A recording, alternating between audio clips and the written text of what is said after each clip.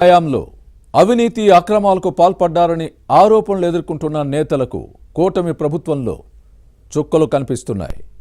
కొందరు ఇప్పటికే చిక్కుల్లో పడగా మరికొందరికి కూడా అదే గతి పట్టే అవకాశం ఉంది. విచారణలో స్కామ్లు ఒక్కొక్కటిగా వెలుగులోకి వస్తున్నాయి. సిఐడి అధికారులు నోటీసులు ఇస్తున్న క్రమంలో అలాంటి వారికి టెన్షన్ పట్టుకుంది. ఒకవేళ అరెస్ట్ అయితే జైల్లో ఎన్ని రోజులు ఉండాలి, అక్కడ పరిస్థితులు ఎలా ఉంటాయి అన్న అంశాలపై ఆరా తీస్తున్నారు. ఉమ్మడి గుంటూరు జిల్లాకు చెందిన ఓ మాజీ మంత్రి కూడా అదే పనిలో ఉన్నారు. అరెస్ట్ అయితే 90 రోజుల వరకు కారాగారంలో ఉండేందుకు ముందుగానే మెంటల్గా ప్రిపేర్ అవుతున్నారని పొలిటికల్ సర్కిల్స్లో వినిపిస్తోంది. ఇంతకీ ఎవరా మాజీ మంత్రి, ఆయన చేసిన తప్పులేంటి? Was the story? వైసీపీ పాలనలో కొందరు మంత్రులు, ఎమ్మెల్యేలు నిబంధనలకు నీళ్లొదిలి చేతివాటం ప్రదర్శించారన్న ఆరోపణలు ఉన్నాయి.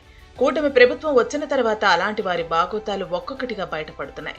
అక్రమాల డొంకలు కదులుతున్నాయి. కొందరిపై సిఐడి ఎంక్వైరీలు కొనసాగుతున్నాయి. దీంతో ఎవరికి ఎప్పుడు నోటీసులు ఇచ్చి ప్రశ్నిస్తారు అన్న టెన్షన్ పట్టుకుంది.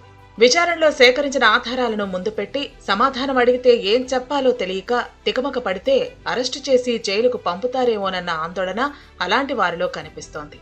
అందుకే కొందరైతే జైలుకు వెళ్లి వచ్చిన వారి అనుభవాలను తెలుసుకుంటున్నారు. కారాగారాల్లో ఉండే పరిస్థితులపై ఆరా తీస్తున్నారు. చెప్పకూడ ఎలా ఉంటుంది, వాష్రూమ్స్ నీట్గా ఉంటాయా, ఒంటి జీవితం ఎలా గడపాలి అని అడిగి తెలుసుకుంటున్నారు. అలాంటి వారిలో మాజీ మంత్రి అంబటి రాంబాబు ఒకరు. వైసీపీ పాలనలో జరిగిన అవినీతి, అక్రమాలు, కుంభకోణాలపై కూటమి ప్రభుత్వం జరిపిస్తున్న విచారణలతో అంబటి గుండెల్లో రైళ్లు పరుగులు తీస్తున్నాయి. ఎప్పుడు ఏ స్కామ్ బయటపడుతుందో, కేసులు నమోదు చేసి అరెస్టు చేస్తారో అన్న భయం వెంటాడుతోంది. ఎలాగైనా జైలుకు వెళ్లాల్సి వస్తుందని అంబటి రాంబాబు ఫిక్స్ అయ్యారట.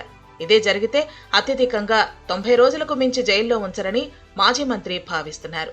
స్వతహాగా న్యాయవాది అయిన అంబటి రాంబాబు ఏ కేసుకు ఎన్ని రోజులు జైల్లో ఉండాలి, ఎన్ని రోజులకు బెయిల్ వస్తుందన్న అంశాలపై అవగాహన ఉంది. వైసీపీ హయాంలో చిత్ర పరిశ్రమ అభివృద్ధి సంస్థ చైర్మన్ గా పనిచేసిన పోసాని కృష్ణమురళి టీడీపీ, జనసేన అధినేతలపై నోరు పారేసుకున్నారు. వైసీపీ నేతలు రాసిచ్చిన స్క్రిప్ట్లు చదివి చిక్కుల్లో పడ్డారు. చంద్రబాబు, లోకేష్, పవన్ కళ్యాణ్ ను టార్గెట్ చేశారు. కూటమి ప్రభుత్వం అధికారంలోకి వచ్చిన తర్వాత కేసులు నమోదవటంతో అరెస్ట్ అయ్యారు.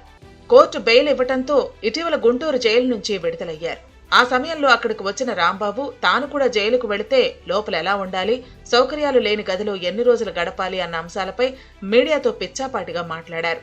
జైలుకు వెళ్లేందుకు సిద్ధంగా ఉన్నానని, 3 నెలలు కారాగారంలో ఉండేందుకు మెంటల్ ప్రిపేర్ అయ్యానని చిట్చాట్లో చెప్పడాన్ని గమనించాలని, జైలు వాతావరణానికి అనుగుణంగా మానసికంగా సిద్ధం అవుతున్నట్టు అంబటి చెప్పడం అందరినీ ఆశ్చర్యానికి గురిచేసింది.